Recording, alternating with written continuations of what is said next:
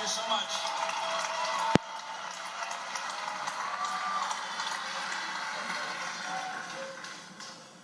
Your Eminence, Cardinal Dolan, Mr. President, Governor Cuomo, Mayor Bloomberg, Senator Schumer, Al and Ann Smith, thank you for your invitation. Thank you for your extraordinarily warm welcome. Ann and I appreciate your friendship very, very much. Thank you.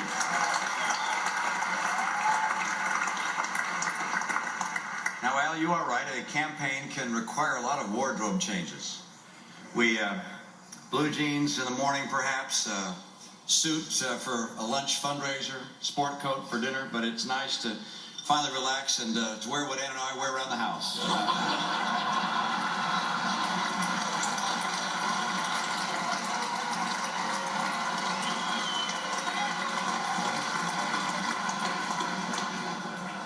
I'm glad to be able to join in this venerable tradition. Of course, I'm pleased that the President's here. We were chatting pleasantly this evening as if Tuesday night never happened. And I credit that, of course, to the Cardinal. He is, it's taken New York's highest spiritual authority to get us back on our best behavior. I was actually hoping the President would bring Joe Biden along this evening, because he'll laugh at anything.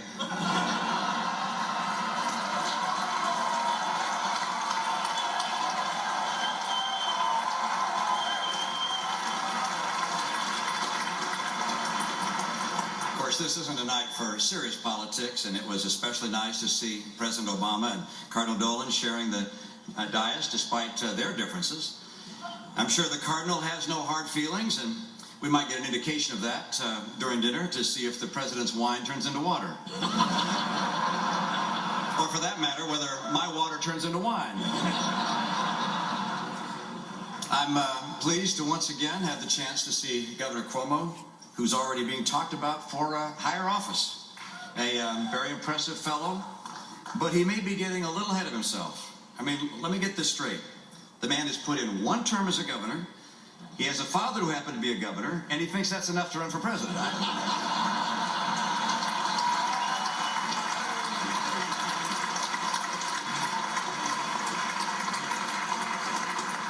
Of course, we're down to the final months of the President's term. As President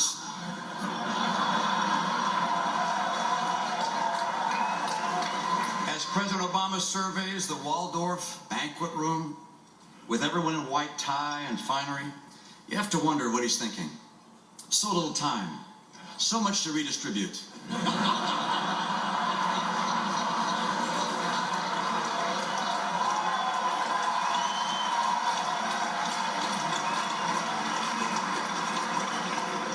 Don't be surprised if the President mentions this evening the monthly jobs report where there was a slight improvement in the numbers. He knows how to seize the moment, this President, and already has a compelling new campaign slogan. You're better off now than you were 4 weeks ago.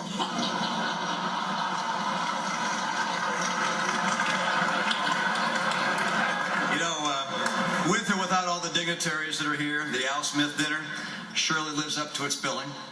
Usually when I get invited to gatherings like this, it's just to be the designated driver.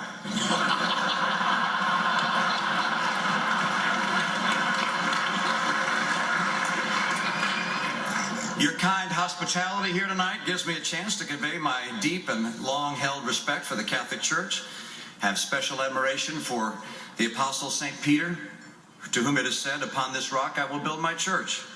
The story is all the more inspiring when you consider that he had so many skeptics and scoffers at the time who were heard to say, "If you got a church, you didn't build that."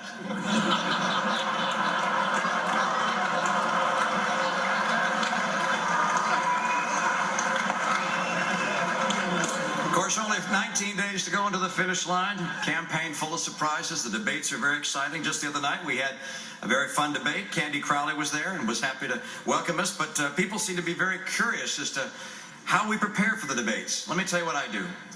First, refrain from alcohol for 65 years before the debate.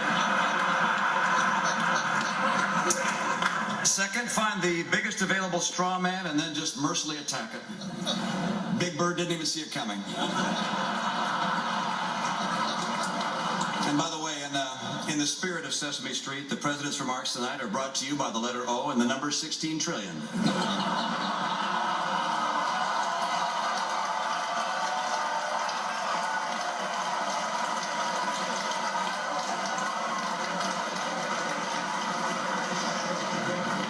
Campaigns can be grueling, exhausting. President Obama and I are each very lucky to have one person who's always in our corner, someone who we can lean on, and someone who's a comforting presence without whom we wouldn't be able to go another day. I have my beautiful wife, Ann. He is Bill Clinton.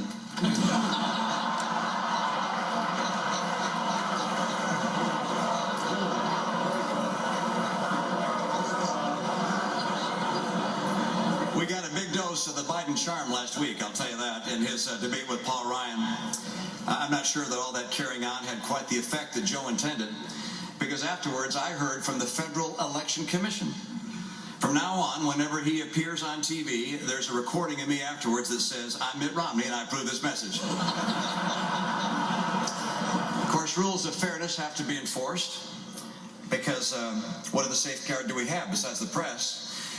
And now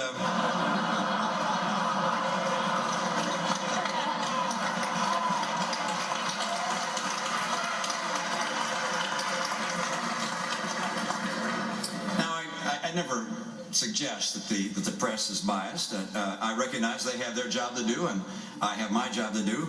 My job is to lay out a positive vision for the future of the country, and their job is to make sure no one else finds out about it.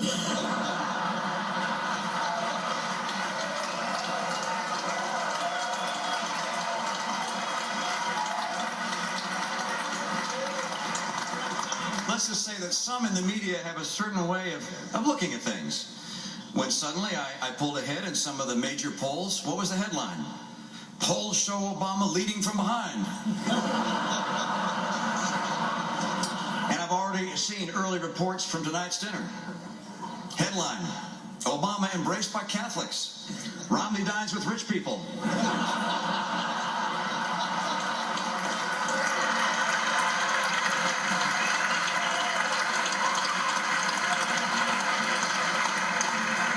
Of course, the president has put his own stamp on relations with the church. There have been some awkward moments, like when the president pulled Pope Benedict aside to share some advice on how to deal with his critics.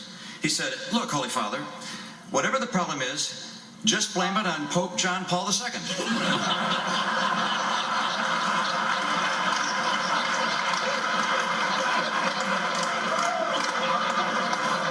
Of course, the president has found a way to take the sting out of the Obamacare mandates for the church. From now on, they're going to be in Latin.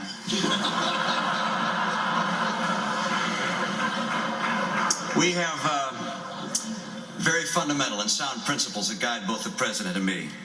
He and I, of course, feel the pressures and tensions of a close contest. It'd be easy to let a healthy competition give way to the personal and the petty, but fortunately, we don't carry the burden of disliking one another. Our president has had some very fine and gracious moments. Don't tell anyone I said so, but our 44th president has many gifts and a beautiful family that would make any man proud. You can oppose...